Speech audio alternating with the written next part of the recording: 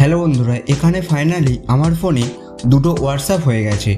আপনি আমার মোবাইল ফোনে দেখতে পাবেন এখন আমার ফোনে দুটো হোয়াটসঅ্যাপ অ্যাপ্লিকেশন আছে। তো বন্ধুরা, আজকের এই ভিডিওতে আমি আপনাদের দেখাবো কিভাবে আপনার মোবাইল ফোনে দুটো হোয়াটসঅ্যাপ ব্যবহার করতে পারবেন। হ্যাঁ বন্ধুরা, দুটো হোয়াটসঅ্যাপ, এটি খুব সহজভাবে করা যায় এবং এটি আপনি সেটিংস ব্যবহার করেই করতে পারবেন।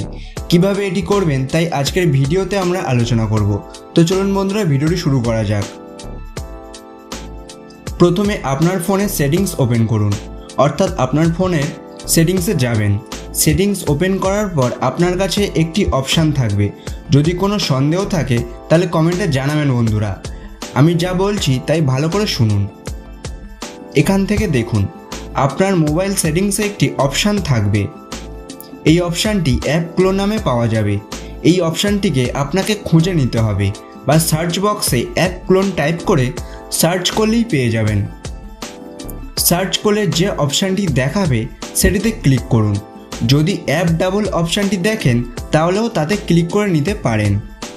ক্লিক করার পরে এখানে দেখুন, এখানে আপনার ফোনে ইনস্টল করা কিছু অ্যাপ যেমন Facebook, Google play, Instagram, WhatsApp double অর্থাৎ ক্লোন আকারে তৈরি করা সম্ভব, তাই এগুলো শো করছে।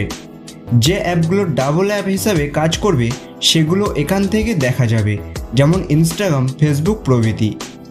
আমি এখন হোয়াটসঅ্যাপকে ডাবল করতে চাই, তাই সিম্পলি আমি হোয়াটসঅ্যাপকে সিলেক্ট করে নিচ্ছি। এরপর উপরে একটি অপশান থাকবে ক্রিয়েট অ্যান্ড ক্লোন, এটিকে অন করে দিন। অন করলেই আপনার হোয়াটসঅ্যাপ দুটো হয়ে যাবে। এটা খুবই সিম্পল, আপনি সহজেই আপনার ফোনে দুটি হোয়াটসঅ্যাপ ব্যবহার করতে পারেন, যেটি আপনার জন্য খুবই সহজ।